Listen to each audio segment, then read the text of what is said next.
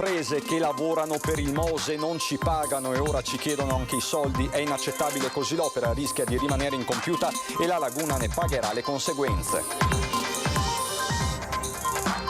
Grandi navi, si attendeva l'esito del voto dal Senato per questa settimana ed è arrivato il via libera al DL. Ora il provvedimento passa alla Camera. Il Veneto rimane in zona gialla, ma Zaia avverte prestare massima attenzione perché il passo verso l'arancione è breve. Intanto giovedì 13 maggio il commissario Figliuolo sarà in Veneto. Io apro come stabilimento di elioterapia, a dirlo l'ex presidente APT di Jesolo Eraclea, Amorino De Zotti, pronto a riaprire il suo centro balneare dal 1° maggio. Prenotazioni in calo del 60% nelle spiagge del litorale per il ponte del 1° maggio, colpa anche dell'errata comunicazione, denunciano le associazioni degli albergatori. Celebrati stamane i funerali di Giulio Biasin, l'ultimo corazziere del re, morto a 101 anni nel 2019, è stato nominato da Mattarella commendatore della Repubblica. La Biennale ha annunciato la madrina del prossimo Festival del Cinema, sarà l'attrice napoletana Serena Rossi che condurrà le serate di apertura e chiusura della Kermesse cinematografica.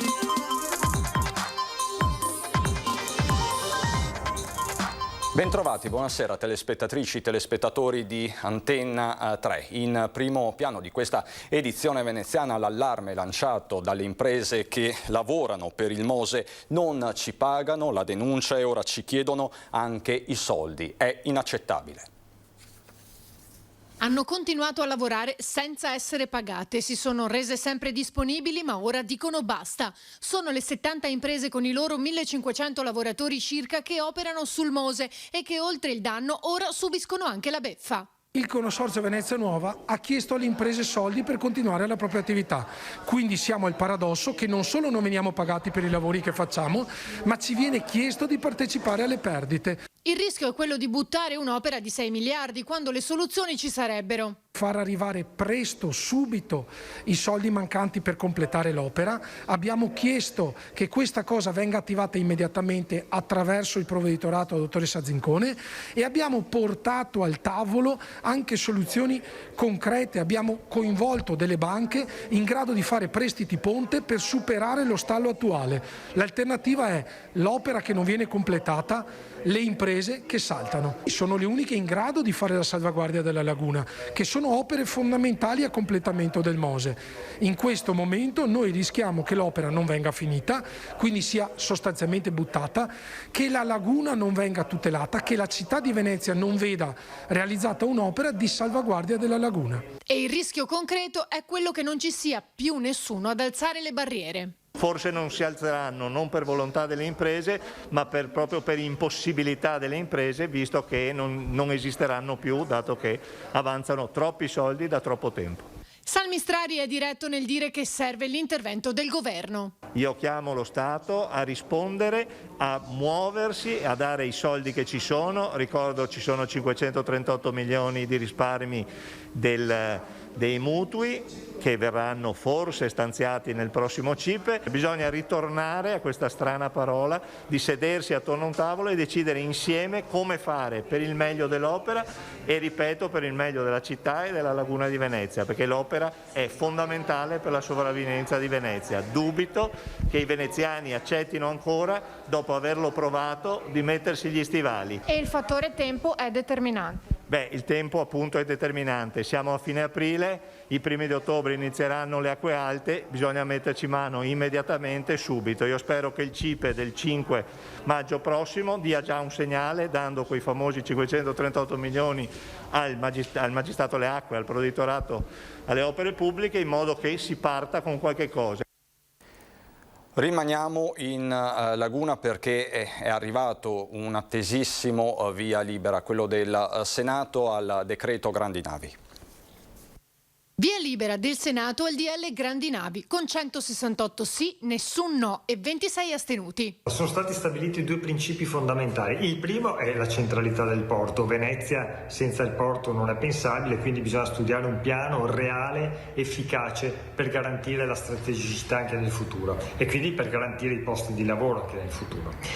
La seconda questione che abbiamo inserito come fondamentale è che il fenomeno del gigantismo navale non è pensabile a Venezia. Venezia e la sua laguna hanno una strategicità, un valore assoluto, una fragilità che va preservata e navi che sono più alti di grattacieli non possono entrare nella nostra laguna. Il decreto legge stabilisce anche che l'approdo definitivo delle navi a Venezia dovrà essere dunque progettato e realizzato fuori dalla laguna, con tre principi fondamentali che agiscano sull'impatto ambientale. La definizione di una classe Venezia per le navi. Non c'è un problema solo di dimensioni, c'è un problema anche di inquinamento, quindi l'utilizzo di un certo tipo di carburante che non inquini i polmoni dei veneziani e anche di tutte le persone che ci passano. La seconda è la velocità delle decisioni. Nel mentre si studiano i progetti per il lungo periodo fuori dalla laguna dobbiamo trovare una transizione che sia credibile al di là delle chiacchiere. Il porto va preservato, va preservata la laguna e quindi le decisioni della transizione devono essere efficaci, credibili, condivise. La terza questione di fondo è che la commissione di valutazione che dovrà appunto studiare i progetti deve essere di altissimo livello scientifico, di altissimo livello nazionale e internazionale e coinvolgendo pienamente gli enti locali e le associazioni locali. Abbiamo stabilito poi il principio che non possono essere scavati nuovi canali. Ora il provvedimento passa all'esame della Camera. Veniamo al Covid, con il Veneto che rimane in zona gialla, ma bisogna prestare massima attenzione perché il passo verso l'arancione è corto, così il presidente Zaia oggi nel consueto punto stampa di Marghera, che poi ha annunciato giovedì 13 maggio in Veneto arriverà il commissario Figliuolo. Sono 2 settimane che i contagi continuano a diminuire, ma in questi giorni di riaperture si è visto qualche assembramento da spritz. La prova del 9, spiega Zaia, l'avremo questo fine settimana, anche se il meteo sarà avverso. L'indice R con T è di 0,86 e l'incidenza è di 129 casi su 100.000 abitanti. Attenzione che 2 dati, 0,86 e 129, non è che è da far festa. Siamo gialli, ma non è da far festa. Cioè 0,86 vuol dire che siamo sempre a pochi scalini, a pochi gradini da 1, che vuol dire passare in arancione. Sul fronte vaccini il Presidente rinnova l'appello a chi ha più di 60 anni a prenotare la vaccinazione. Solo nella giornata di ieri ci sono state più di 100.000 prenotazioni tra gli over 60 e ci sono ancora 64.000 posti liberi. Dai 60 ai 69 anni ci sono ancora da vaccinare 458.000 persone su 558.000, 242.000 sono invece prenotati ad oggi. Il portale per i sessantenni resterà aperto fino al 19 maggio. Prima riusciamo a chiudere anche la partita di 60-69, comunque di chi deve essere ancora vaccinato da sopra i 60 anni, prima chiudiamo, prima apriamo la categoria dei cinquantenni. E a questo punto, se tiriamo forte così, io dico che potrebbe essere l'obiettivo di portare i quarantenni prima dell'estate ad essere vaccinati. In Veneto le forniture di questa settimana sono 151.100 dosi di AstraZeneca, 12.800 Johnson & Johnson, 20.500 di Moderna, 185.000 di Pfizer. Sulla questione poi dell'Europa che non vuole rinnovare il contratto con AstraZeneca a giugno, Zaia spiega. Intanto devono far chiarezza sui richiami.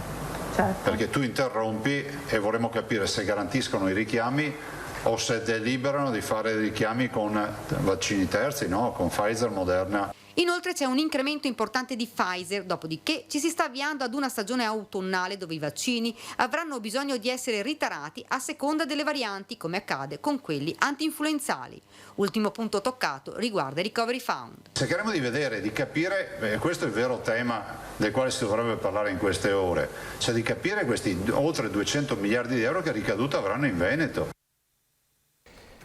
Nel frattempo la conferenza delle regioni ha approvato le linee guida per la ripresa delle attività economiche.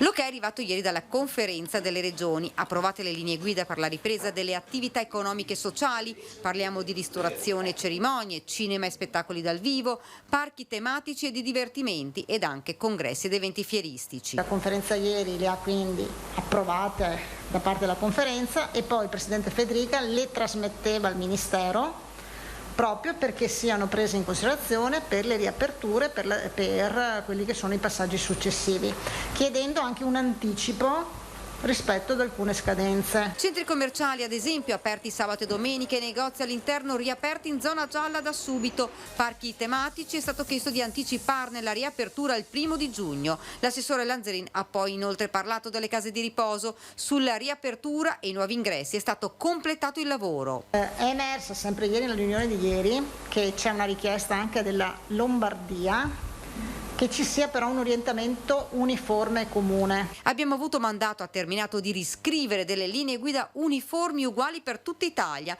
tenendo anche conto dell'entrata in vigore del Green Pass.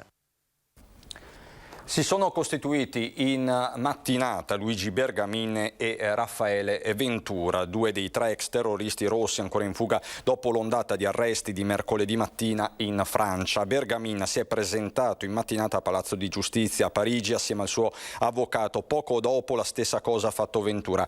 Bergamin si è costituito, equivale ad una ammissione. Il commento da Santa Maria di Sala di Adriano Sabadin, il figlio di Lino Sabadin, ucciso proprio a Santa Maria di Sala il 16 febbraio del 1979 dai membri del gruppo dei proletari armati per il comunismo.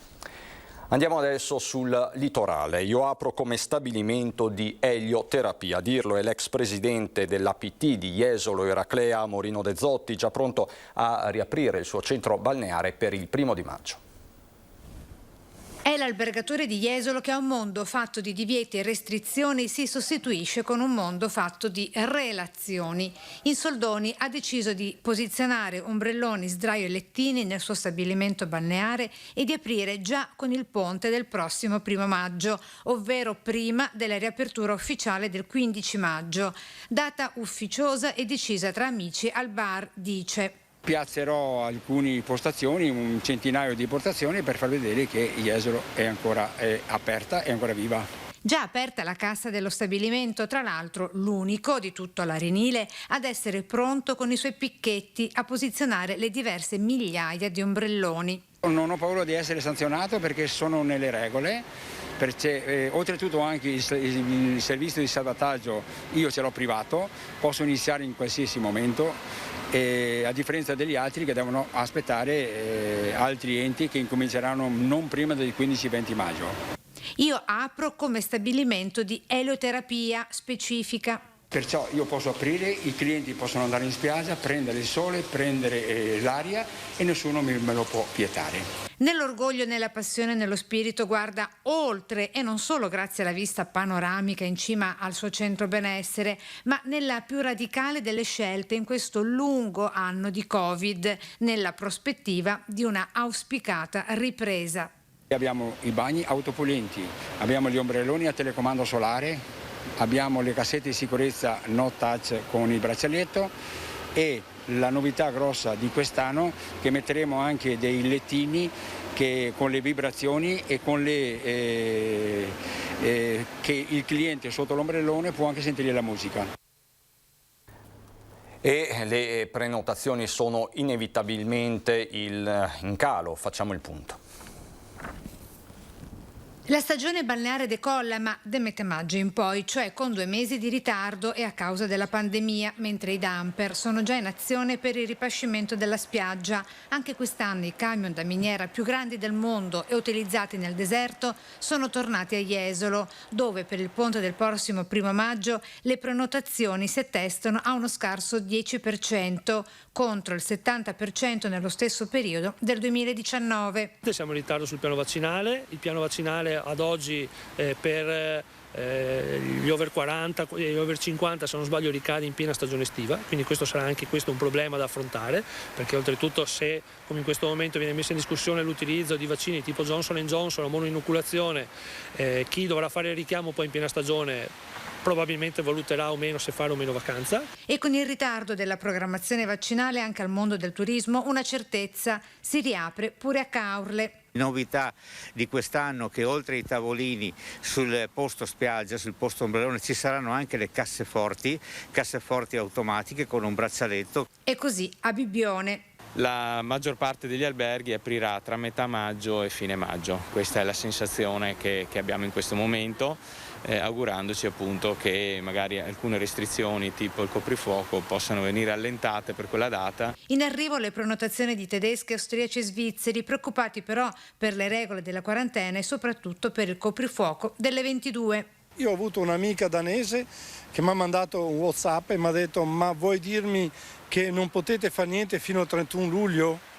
Cioè, questo era il messaggio che era uscito.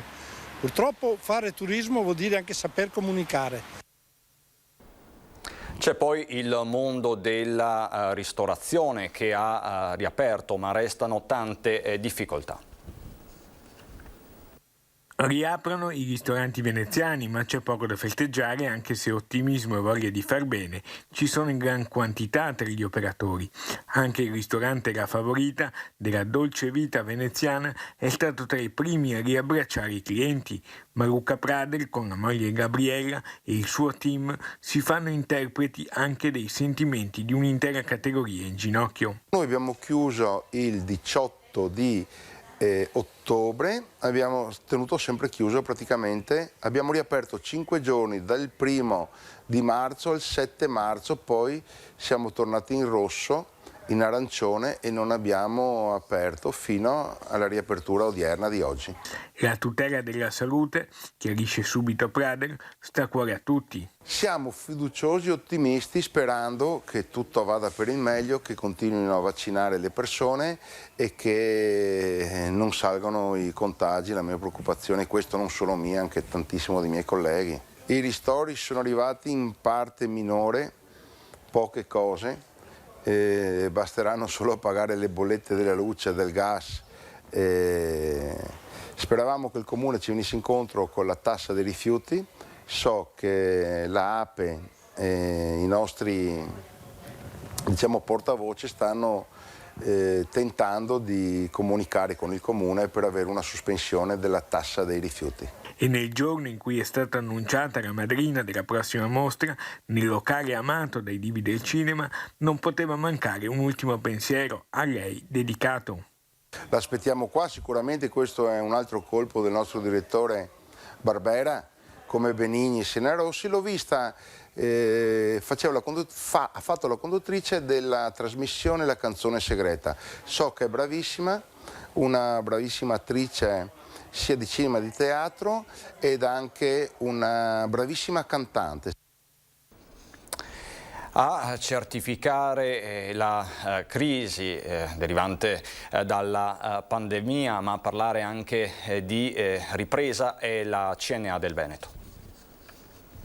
Nella seconda parte del 2020 abbiamo visto che nonostante le difficoltà dettate dalla pandemia c'è stata una reazione da parte della piccola impresa e di alcuni settori in particolare. Noi abbiamo voluto analizzare due comparti che sono comunque rilevanti, quello della transizione ecologica e quello del turismo. CNA Veneto ha reso noti i risultati dello studio effettuato dall'Osservatorio Economia e Territorio sull'impatto del Covid-19 nell'economia territoriale, raffrontati con quelli delle principali regioni europee. Ci sono dei segnali comunque positivi e certo è che se guardiamo lo sguardo, appunto, volgiamo lo sguardo alle altre regioni europee, i dati sono un po' meno incoraggianti, perché a fronte di una contrazione del PIL nostro del circa il 9% nel 2020, regioni come la Baviera ha perso solamente il 5%, quindi sostanzialmente i territori, le regioni, i paesi che in qualche modo viaggiavano più veloci rispetto a noi hanno perso meno. Un focus sulle imprese e poi sul turismo. Il turismo che cambia,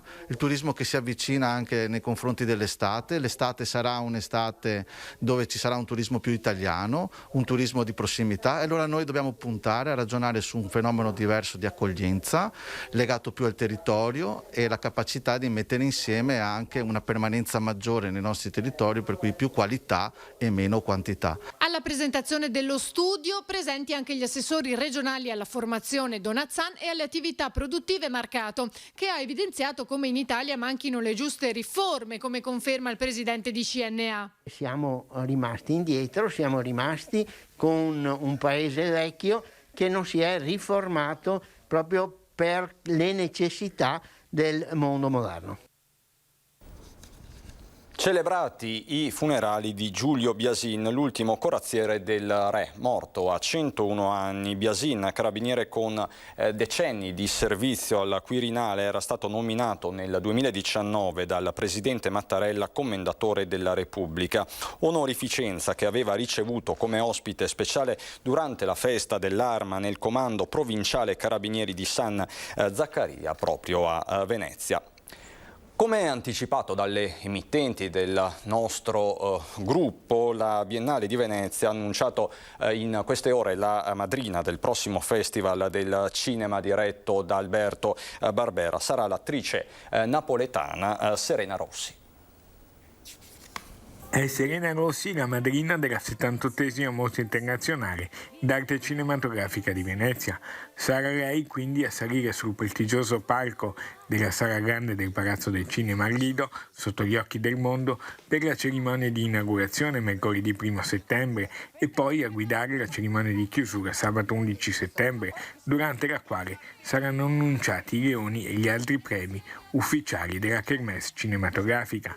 Si può dire dunque che la nuova vita del festival ripartirà da dove si era conclusa l'edizione 2020, visto che proprio Serena lo scorso anno era stata una delle protagoniste del film di chiusura In Lasciami andare di Stefano Morlini, ambientato proprio a Venezia con Stefano Accorsi, che venne presentato alla 77esima Mostra di Venezia. Per un'attrice, ha commentato Serena, a caldo, appena ufficializzata l'investitura, essere chiamata a rivestire il ruolo di madrina della Mostra di Venezia è un grande onore. So quanto sia stato difficile sorridere in questo ultimo anno e mezzo.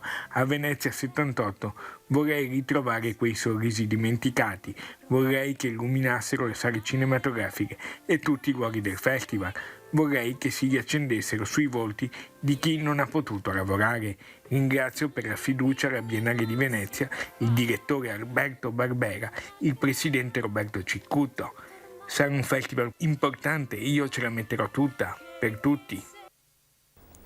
In ultima battuta vi parliamo dell'apertura dell'uovo di Pasqua gigante di cioccolato dedicato alla rinascita di Venezia. Con il passaggio di Venezia in zona gialla si è finalmente potuta celebrare anche l'apertura in Campo San Luca a Venezia del grande uovo di Pasqua, opera del maestro pasticcere veneziano Giancarlo Vio, omaggio alla rinascita di Venezia proprio nel momento in cui si festeggia il compleanno dei 1600 anni della città. Venezia, a te che sei unica al mondo, regina dell'arte e della bellezza, un omaggio alla tua rinascita. Quest'uovo è simbolo di rinascita e noi ci auguriamo davvero che la città possa presto ripartire e credo che l'unione di tutte queste persone che amano la nostra meravigliosa città sia un segnale davvero forte per il mondo, per l'Italia e per Venezia. Un uovo con ben 2 sorprese che andranno al governatore Zaia e al sindaco Brugnaro, opera dello scultore Giorgio Bortoli. Il pasticcere Lorenzo Ballarin, nipote del maestro Giancarlo, eppure lui componente della pasticceria Marchini, entra nei dettagli. Per celebrare la Pasqua di quest'anno abbiamo pensato di fare un uovo di grandi dimensioni da portare in piazza San Marco. Questo uovo vuole essere un omaggio alla città di Venezia. Abbiamo inserito al suo interno, come sorpresa, 2 opere dello scultore Giorgio Bortoli per 2 persone che in questo momento stanno dando tanto per Venezia e per il Veneto. Il sindaco Luigi Brugnaro e il governatore Luca Zaia. L'uovo è un pezzo unico, alto più di 1 metro, tutto decorato a mano, per metà fatto di cioccolato al latte e per l'altra metà fondente. È stato poi distribuito gratuitamente in piccoli pezzi su appositi sacchettini, in rispetto alle norme sanitarie, a tutti i veneziani presenti in campo. Un bellissimo omaggio per tutta la città di Venezia in un anno in cui Peraltro festeggiamo i 1600 anni dalla sua fondazione, un anno però difficile per tutti, la pandemia ha messo a dura prova tantissime attività come tanti artisti. Da Venezia è tutto anche per questa sera, ci sono le previsioni del tempo, buon proseguimento.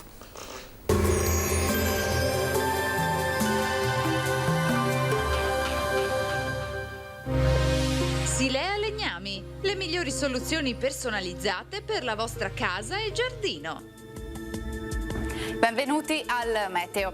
Prevale ancora una circolazione ciclonica sul nostro paese. Nella giornata di venerdì 30 aprile al nord-est il tempo sarà decisamente variabile. Vediamo insieme il dettaglio. Sul Veneto la grafica ci mostra un contesto variabile e infatti avremo un'alternanza di nuvole e rasserenamenti. Sulle zone montane e pedemontane maggiore probabilità di precipitazioni. Col passare delle ore poi non si escludono dei fenomeni un po' su tutta la nostra regione.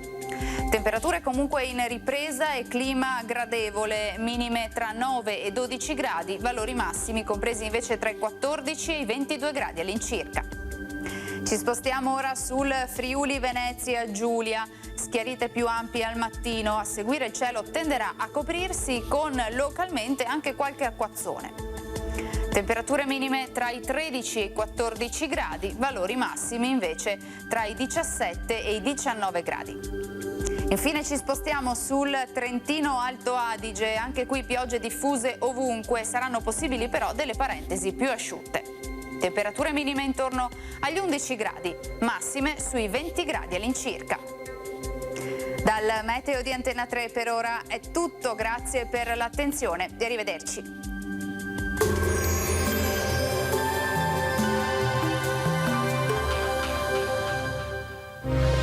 Silea Legnami, le migliori soluzioni personalizzate per la vostra casa e giardino.